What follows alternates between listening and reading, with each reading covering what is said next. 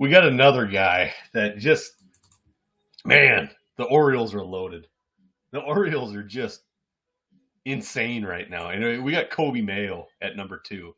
Coby Mayo is with the AAA affiliate. He is 6'5", 230 pounds, massive 22-year-old. He was drafted in 2020, round 4, pick 103 overall out of Stoneman Douglas, Parkland, Florida. This year, let's just break down his stats of this year. He's seen 2 different affiliates. He's seen AA and AAA.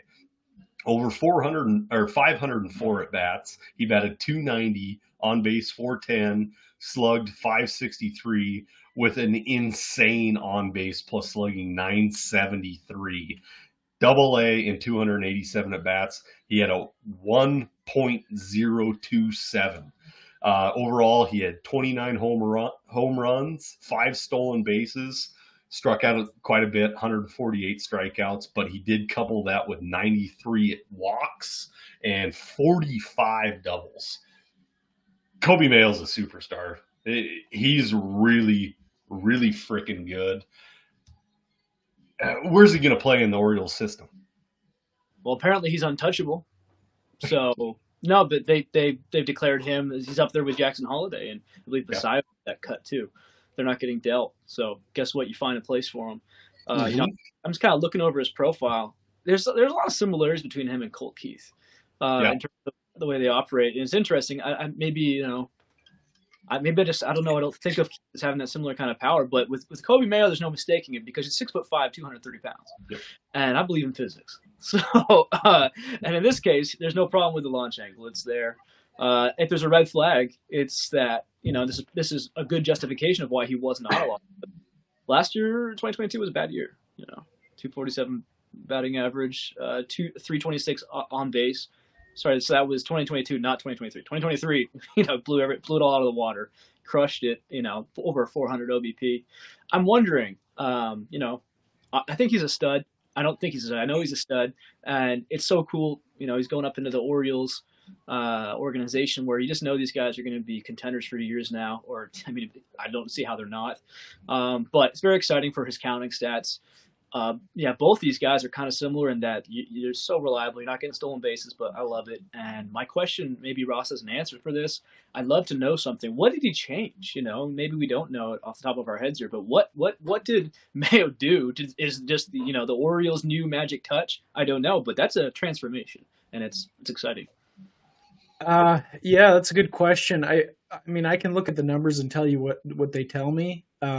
I think underneath the surface, you got to give a lot of credit to the Orioles because they've done a tremendous job of developing talent over the last few years and taking raw hitters and making them refined.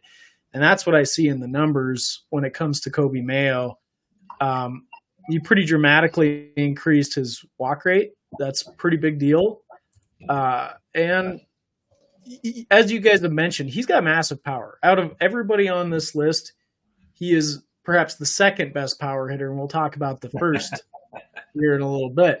But he's got insane power, and now he's starting to refine his approach. Let me quote some numbers. Last year, he walked at a 9% rate. This year, it was at 15%. That's pretty dramatic. While cutting down his strikeout rate from 26 to 24. That's not as dramatic, but when you're increasing your walk rate, that just tells you he's swinging at better pitches right off the bat. You don't even need any advanced statistics to see that just by looking at his walk and strikeout rates right there. And you know who else we saw a dramatic kind of improvement like that from? Gunnar Henderson. He did the same exact thing before he came up, and look at how that turned out for him this year. So Coby Mayo's on the same trajectory. He'll be in the major leagues next year. There's no doubt about it. And, we'll have to see, but it looks like the power is going to be pretty legit. And I would just, thinking about it a bit more, let's give him actually take that red flag and turn it into a even more impressive victory, because 6'5" sounds fun, but it's actually tricky in baseball. That's what some of the problems with the guys like Ellie and O'Neill Cruz is that they're just too tall almost. It's like there's holes in the swing, or the strike zone gets bigger. It's easier to exploit sometimes for pitchers. So the fact that he's there's not a lot of really tall guys. There are a lot of them, and they don't make it a lot of the time for reasons like that. So the fact that he was able to overcome that, that's exciting. Okay. Absolutely. I'm going to say it right now. I think Mountcastle gets bumped off first. He plays outfield, and Coby Mayo is your new Baltimore Orioles first baseman. Other way around is because Mountcastle is a very elite defensive first baseman. He is. He really is. I think they did play Mayo a little bit in the outfield, so we might. No, it looks like they didn't. They did third base and first base this year. I thought that they had. No, I take it back. The reason I said. Yeah, the reason I said that, Doc, is because I think Mountcastle can handle the outfield, and I don't know if Mayo can. We'll find out. I'm not an expert on either, so. Neither am I. Yeah. What do I know? Just some guy. All right, get Mayo in your middle infield or in the middle of your lineup if you can. Yeah. Not in your middle infield. Middle of your lineup if you can. There's a lot of people that are not high on Mayo. I've heard quite a bit. They're just like, I think he's just a guy. And I'm like, you're freaking nuts. The one thing you got to watch is the strikeouts. That's the one thing. It's not high, but it's on that edge, where borderline. It could be a problem if he doesn't keep it in check. Yep. Well, a guy like Gunnar, even stud, went through some serious struggles this year. You're going to probably see that. Yeah. It might be maybe he has to get sent back down for a bit. But no, I would say that there was that feeling, and something in the last in this offseason, I've seen Mayo's value. He's just getting put in that top 10 group consistently. So I think by the time the spring training ranks come out, we're going to be seeing him up there, and the hype will be real.